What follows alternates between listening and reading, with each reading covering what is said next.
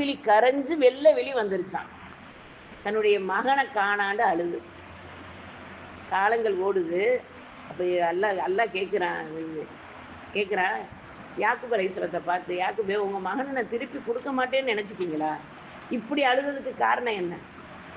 ஒரு நபியே இப்படி அழுதுறீங்கன்னு கேட்டீங்கல்ல, இப்படி அழுதுறதுக்கு காரணம் என்னன்னு இதுக்கு யாக்கூப் அலைஹிஸ்ஸலாம் பதில் சொன்னாங்களாம், ஏன் அல்லாஹ் நீ என் மகனை திருப்பி தருவ, ஓனாய் திங்கலை ஹயாத்தோடு இருக்காங்க, அது எனக்கு தெரியுது, இல்லை அல்லாவுடைய உன்னுடைய கிருபையில் இருக்கு. ஆனால் என் மகன் ஈமானோட வருமானான்னு நினச்சி நான் அழுவேன். சுப்ஹானல்லாஹ். இன்றைக்கி நம்ம பிள்ளைகளுக்கு ஈமானை எந்த அளவுக்கு அந்த பிள்ளைகளுக்கு நம்ம கொடுக்குறோம்.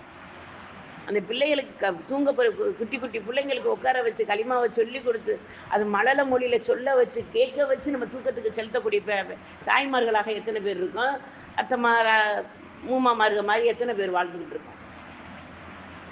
இப்போ நம்ம இன்ஷா அல்லாஹ் யாக்கூப் அலைஹிஸ்ஸலாம் இஸ்ராயேல் அலைஹிஸ்ஸலாத்தை பார்த்து கேட்டாங்க, நீங்கள் தானே அவ்வளோ பேர் ரூஹையும் வாங்குறீங்க, என் மகன் யூசுப் அலைஹிஸ்ஸலாத்துடைய ரூஹை வாங்கியிருக்கீங்களா அப்படின்னு கேட்டாங்க.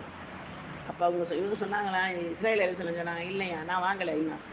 அப்போ அவங்க சொன்னாங்களா, அப்போ தான் சொன்ன வார்த்தை காலை இன்னம்மா சுகுபத்தி வ ஹுஸ்னி இலல்லாஹி, என்னுடைய கவலைகளை துன்பங்களை முறையிடுவது அல்லாவிடமே அப்படின்னு அல்லாட்ட பொறுப்பை ஒப்படைச்சாங்க யாக்கூப் அலைஹிஸ்ஸலாம். அப்போ நபிமார்களே அல்லாட்ட பொறுப்பை ஒப்படைச்சு நபிமார்கள் கரம் ஏந்திட்டு அல்லாஹ் தஆலா உடனே செஞ்சிருவான். ஏன் பிரிக்கணும்? பிள்ளைய எதுக்கு அவங்க பிரிக்கணும்? எதுக்கு நெருப்பில் போட்டு காப்பாற்றணும்? எதுக்கு வெள்ளத்தை கொடுத்து அவங்கள காப்பாற்றணும்? பாவத்தை செய்யாதீங்கன்னு சொல்லி திரும்ப செய்ய வச்சு எதுக்கு திருப்பி